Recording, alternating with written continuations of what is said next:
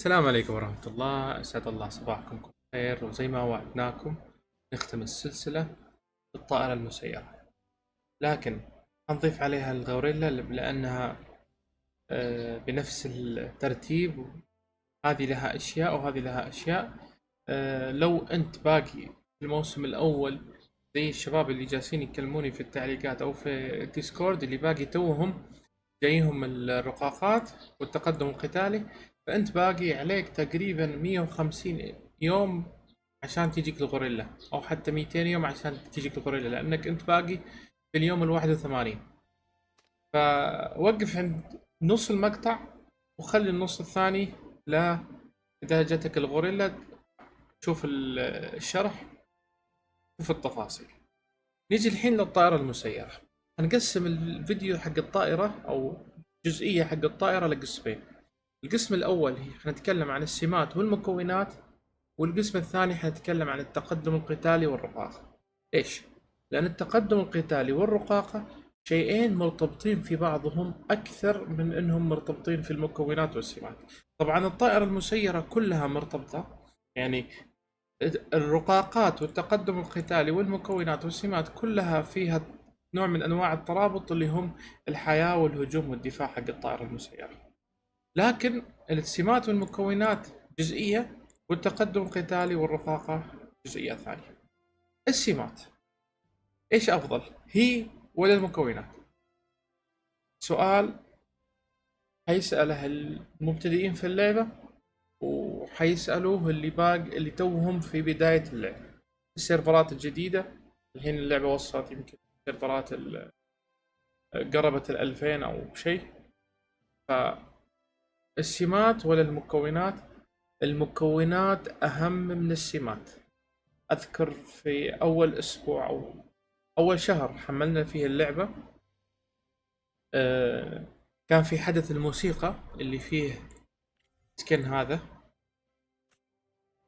فبهذا الحدث كان فيه مكونات ليفل 6، كان في مكونات ليفل 6 فسحبنا عليها. غالبية اللاعبين سحبوا عليها إلا اللاعبين اللي في السيرفرات اللي قبلنا، لأن عارفين الأحداث. في حدث جاي قريب حق ما حيكون فيه سكن جديد، لا حيكون فيه صندوق سكن. يعني أنا أبغى أخذ هذا عشان الموسم الرابع، لأن آخر شيء جانا هذا الحدث. شوفوا اللعبة ماشية بسيستم إنه كل شهر ونص إلى شهرين عندها حدث موسمي أو تعاوني نقدر نقول، يكون واحد فيهم سكن جديد وواحد فيهم صندوق. فجانا هذا آخر شيء، فاللي حيجي سكن في هذا وهذا وهذا. ذولي الثلاثة اللي باقي ما أخذتهم، فأنا راح أختار حق الذئب عشان الموسم الرابع. فيوم جانا الحدث هذا فسحبنا على المكونات، وكان تركيزنا الأكبر على السمات. في يوم الأول حق المباراة اللي هو يوم الاثنين كانت هنا تجي 150 درس $100 معها مكون ليفل 5. ما أشوفها مجدية. في حدث هنا من الأحداث اللي تجي في الصفقات الرائعة اسمه حدث الإمدادات. حدث الإمدادات 500 درس قيمتها $100. 500 درس قيمتها $100، وفي احتمالية أنها تتدبل التروس وتصير 1000 ترس $100 أفضل من 150 حتى لو معاها صندوق سكن. ليش؟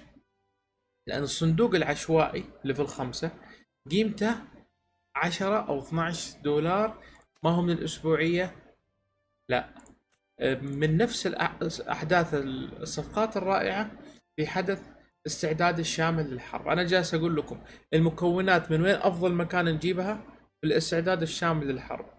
التروس من وين أفضل مكان نجيبها؟ حدث الإمدادات.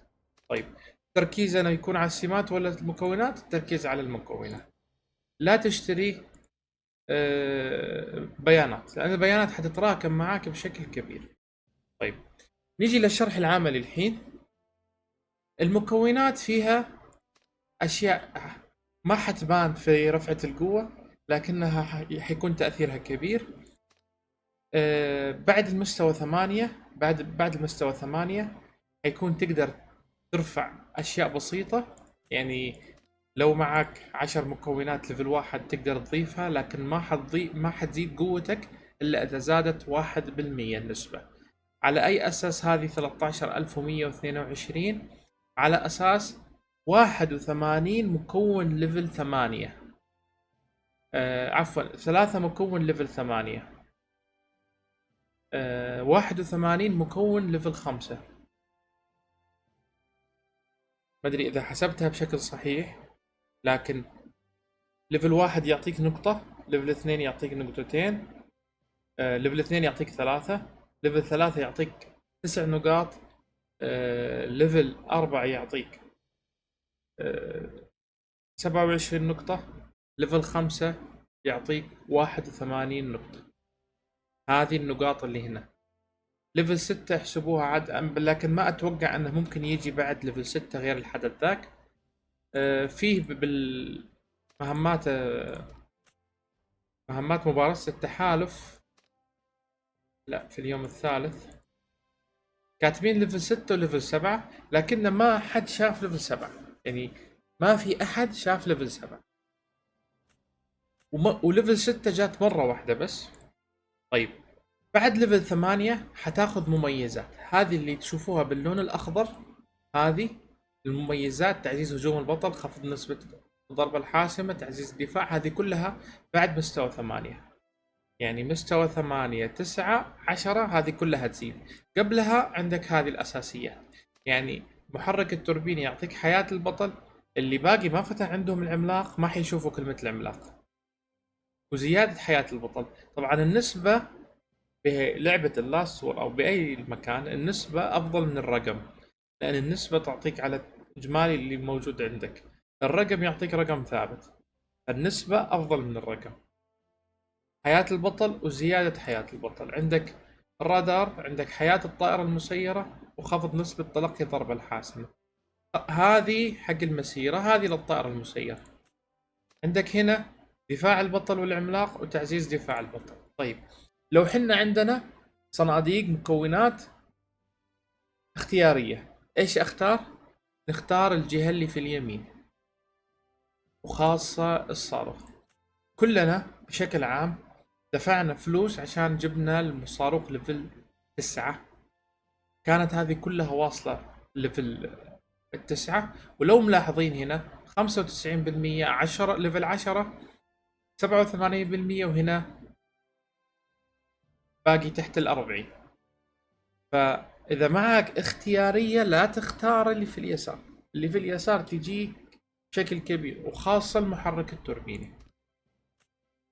طيب الطائرة المسيرة هنا عندنا أشكال، وكل ما أخذنا شكل هتزيد السمات، هتعطيك مهارات. هذولي شراء، لكن هذا حق 150 وهذا حق 200. طيب إيش في بعد 150 وإيش قبل 150؟ أنا جالس أحاول إني أشرح كل شيء، أي تساؤل يجي في بالك عن الطائرة المسيرة. ما بقعد بقول لك أرقام ونسب وارفع هذه وسوي هذه، لا، التساؤلات اللي انطرحت من لاعبين واللي ممكن تنطرح. واكثر تساؤل بيجي: ايش فيه بعد ال 150؟ ليش الناس تحاول سريع توصل 150 للسمات؟ ليش؟ لان اللي باقي الحين الشباب اللي في المية عندكم جالس يطلب كل 5 مستويات، عندك مستوى واحد يطلب تروس، وبقية المستويات تطلب بس بيانات. اللي واصل 130 يطلب الحين مثلا منه 700 او 600، الظاهر 700 او 600 في كل ليفل. هنا في كل طقة 1 2 3 4 5، يعني اجمالي التوتل حيكون 3000 3500 4000 4500. 4500 هو مستوى 140، لو وصلت 140 يطلب منك 4500. كل طقة من ذولي الخمسة عندك 900. إذا وصلت 145 وتبي تطلع لل 150 حيطلب منك 1000 يعني إجمالي حيكون 5000.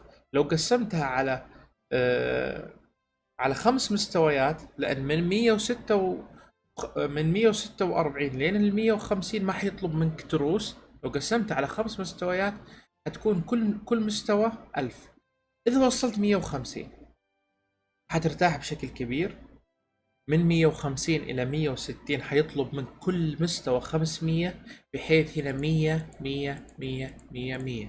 أنا الحين يطلب مني 180، إني أنا في 191. كل 10 مستويات حيزيد عندك هنا 20. يعني من 150 ل 160 كل مستوى واحد. يعني بعد ال 150 ننسى أن نستخدم بيانات بدون تروس، كلها عبارة عن تروس، لكن هنستخدم التروس بالموجود معانا. يعني أنا ممكن أجمع 300 400 خلال أسبوع أقدر أستخدمها بدون حواجز. أنا جمعت 700 أقدر أستخدمها، أنا جمعت 200 أقدر أستخدمها. الحين أنا ممكن أجمع 300 في الأسبوع، او مثلا نقدر نقول عشان نوازن الرقم 360. انا اقدر ارقي ليفل الحين ب 360 ترس، اقدر استخدمها وارقي ليفل. بهذا الشكل حتستمر معانا لين نقفل 250. كل مستوى، كل 10 مستويات حتزيد عندك 20 كل طقة. يعني اجمالي حتزيد عندك 100 كل ليفل. كل 10 مستويات حتزيد 100 كل ليفل. حتاخذ سكن جديد بعد ال 200. طبعا في فرق باور 200 الى 300 الف بين ال 160 وال 170 وبين ال 170 وال 180. يعني اذا وصلت لرقم صحيح 170 180 190 200 في نسبة قوة، لكن اجمالي ما حتاخذ نسبة، يعني شيء بسيط ما حيأثر. طبعا كلنا عارفين حياة وهجوم ودفاع، هذه الحياة وهذا الهجوم وهذا الدفاع. كيف نقدر نزيدها؟ من الزينة. ليش قلنا سلسلة؟ كلها سلسلة لأن السلسلة مترابطة. يعني الزينة مرتبطة في الطائرة المسيرة، مرتبطة في الأبطال، السكنات، كل شيء مترابط في اللعبة. ما نقدر نركز في جانب واحد ونترك بقية الجوانب، التركيز بيكون عموم الموضوع. في المكونات الحياة والدفاع والهجوم هنا حق الطائرة المسيرة، حياة الطائرة المسيرة حتزيد هذه اللي هنا. طيب حياة البطل والعملاق حتزيد حق البطل. هجوم الطائرة المسيرة حتزيد الهجوم هذا. هذه النسبة لها علاقة ولها ارتباط في المكونات. دفاع، هنا في الدفاع هنا حنحصل دفاع الطائرة المسيرة 5393. بالنسبة لدفاع البطل والعملاق حتكون العملاق هذا والبطل هنا. هذا بالنسبة للقسم الأول. التركيز على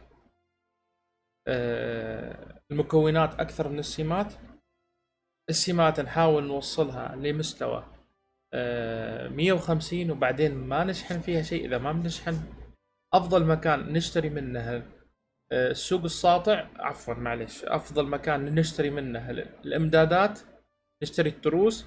أفضل مكان ناخذ منه المكونات، الاستعداد الشامل للحرب. نجي للقسم الثاني وهو الأهم، وهو كان سؤال الغالبية عليه: رقاقة المهارة والتقدم القتالي. التقدم القتالي هو إيش؟ يعني إيش يفيدنا التقدم القتالي؟ طبعا هو يرفع لك بعض السمات، لكن فعليا الرفعة الفعلية الأساسية هي تكون بمستوى 10 150 300 450 600 750.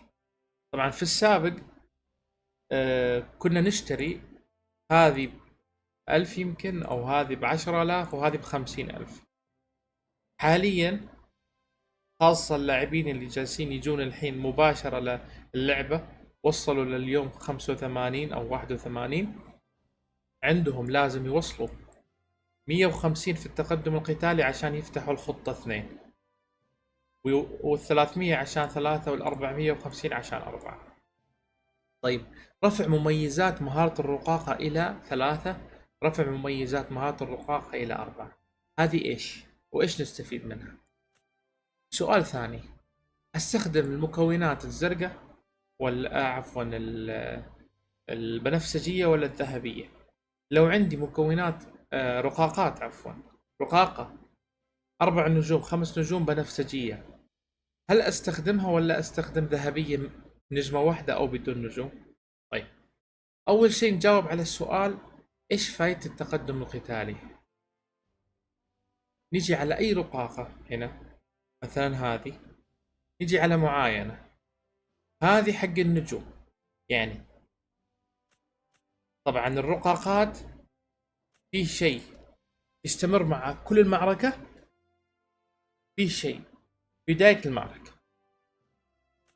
هذه في بداية المعركة يحصل كل أبطال، لا تركز على كلمة طائرتك لأن الطائرات حتكون طائرتك والدبابات حتكون دبابة والصواريخ حتكون صواريخ. في بداية المعركة يحصل كل أبطال النوع هذا على درع بمقدار 1.2 مليون.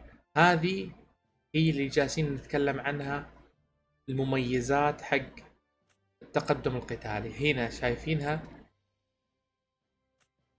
هنا 240 ألف، أنا مستوى 3. إذا وصلت 600 التقدم القتالي حتصير 4. لو نجي على السؤال هذا 4 حتصير 320 ألف قيمة الدرع، وخفض الأضرار كانت 3% حتصير 4%. طيب، لمدة 9 ثواني بعد اختفاء الدرع يتم خفض جميع الأضرار القادمة 12% زائد 3%. هذه 3% من وين جت؟ التقدم القتالي. هذه 240 ألف من وين جت حق الدرع؟ من التقدم القتالي. هذه عند قصف الطائرة، يعني هذه وهي الطائرة شغالة يحصل كل أبطال طائرتك في صفك الخلفي على زيادة ضرر مقدار 16% زائد 3.75. هذه من وين جت؟ التقدم القتالي. عشان كذا حنقول ركز على التقدم القتالي. يعني إذا أنت شحنك بسيط أو متوسط حاول وصل 300، إذا شحنك متوسط حاول أوصل 450. التقدم القتالي بأهمية الرقاقة لأنه هو جالس يعطيك، يعني أنتم متخيلين 16% تقريبا أكثر، الربع من التقدم القتالي. بينما يتم خفض ضرر المهارة القتالية لكل أعداء، يعني ضرر مهارة الخصم يتم خفضها 11% زائد 3.75 حق هذه حتصير 5 على المستوى 4. ترى التقدم القتالي لما ترفع كل مستوى، الحين أنا مثلا يزيد لي 2000 2500 بالبور الأبطال، لكن الرفعة من 300 ل 450 زادني 350 ألف.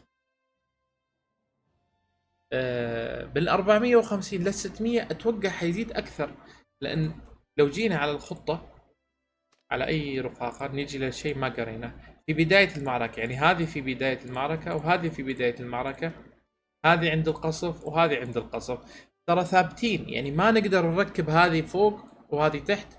عندك ثنتين في بداية المعركة وثنتين عند القصف.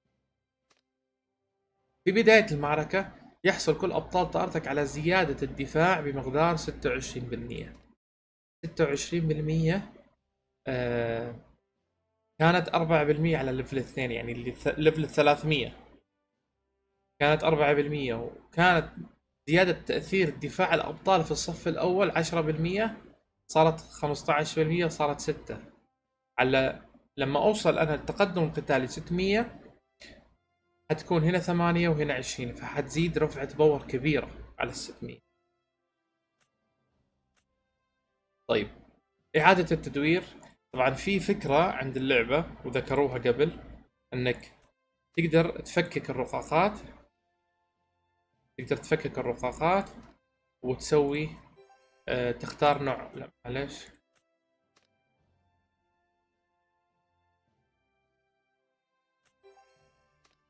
هذه باقي لها واحدة. طيب هنا عند قصف طائرة المسيرة يزداد هجوم كل أبطال طائرتك بمقدار 11% لمدة 3 ثواني. يعني موضوع ثواني، لكنها الثواني مؤثرة. انتوا عارفين المعركة كلها ممكن تستمر 10 ثواني.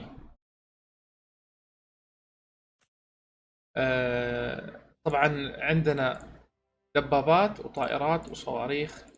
أنا الرابعة مسويها دبابات، لكن هذه صواريخ عشان بس جالس أنتظر أكمل هذه. باقي لي حبة، آه، حبتين الظاهر. عندنا هذا المصنع نقدر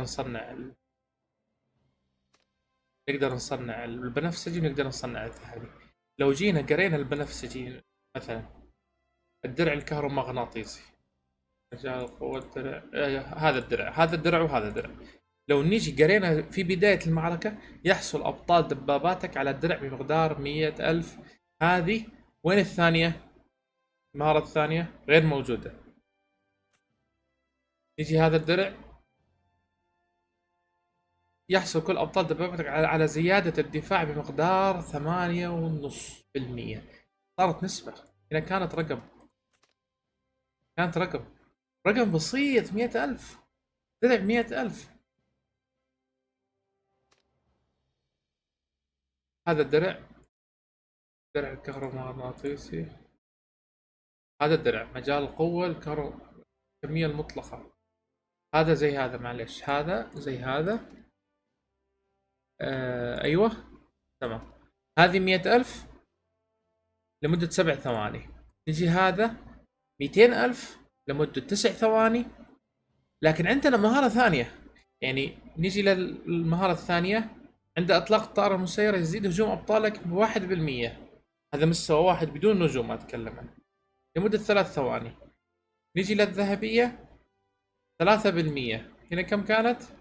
1%. 3%. تصيب الطائر المسير واحد من الأهداف الإضافية.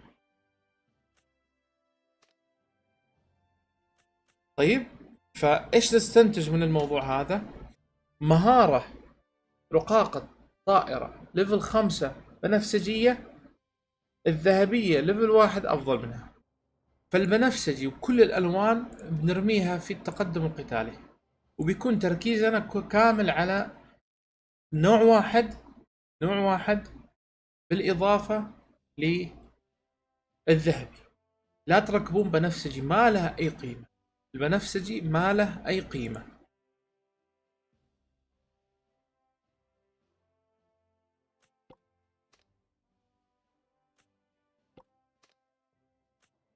أنا فاك معدات، استغربت المسيرة فوق 60.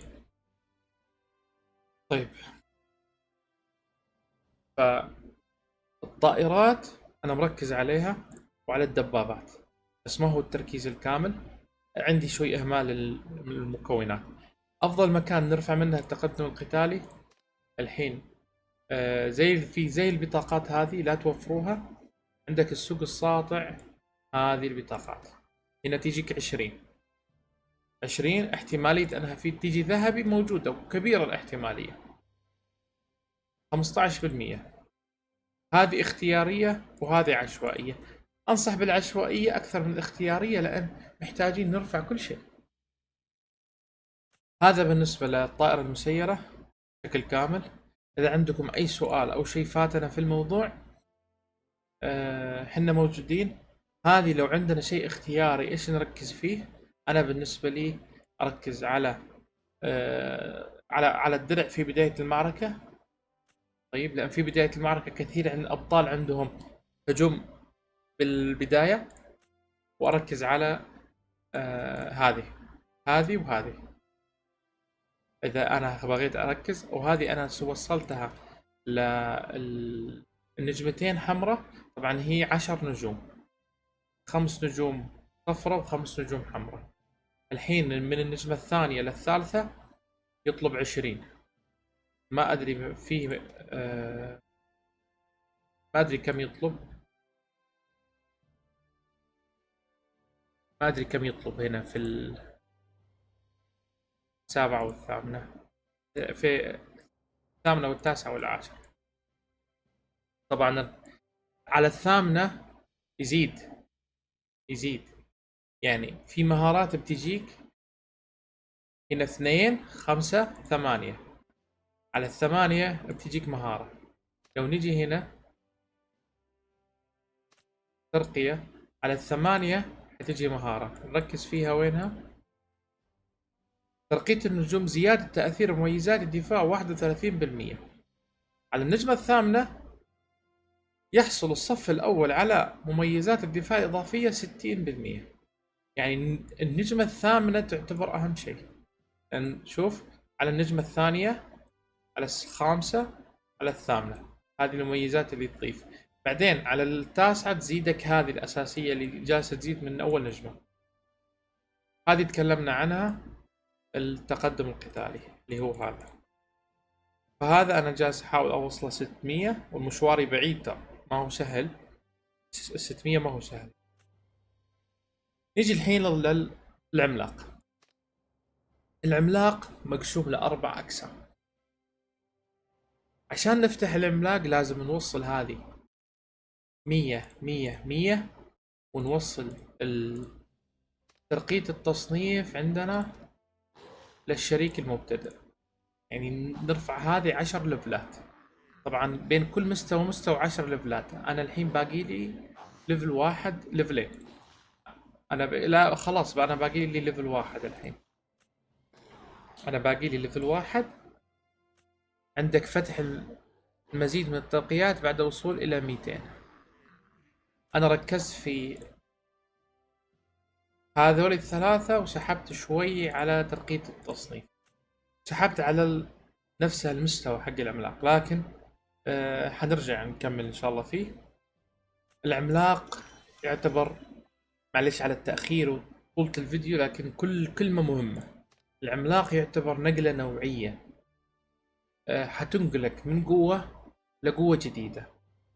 حتى المسيرة اللي ما تستخدم فيها العملاق، فيه شيء هنا في العملاق حيرفع لك الباور، حيرفع لك كل شيء. هذا الملخص مالنا فيه. نجي للترقية اللي هي مستوى العملاق. كل شيء في الترقية هذولي كلها خاصة بالعملاق، يعني خاصة بالمسيرة اللي انت تركب فيها العملاق. يعني ما لها علاقة في المسيرات الثانية، ما لها علاقة في المسيرة اللي ما ركبت فيها العملاق. هذولي بالنسبة للترقية. في من وصل 6 ومن وصل 7 حتصير تزيد. الحين يطلب منه 80، بعدين تصير تطلب 100. بالنسبة للمهارة عندنا 5 مهارات نرتبهم حسب أولويات. هذه اللي لونها ذهبي هي أهم مهارة. يمتص العملاق نسبة ضربة حاسمة بمقدار 4.6%. أبطال الضربة الحاسمة عارفينهم، اللي يهاجمون بالضربة الحاسمة. العملاق يمتص 6%. النجمة، هذه النجوم حصلها من المستوى.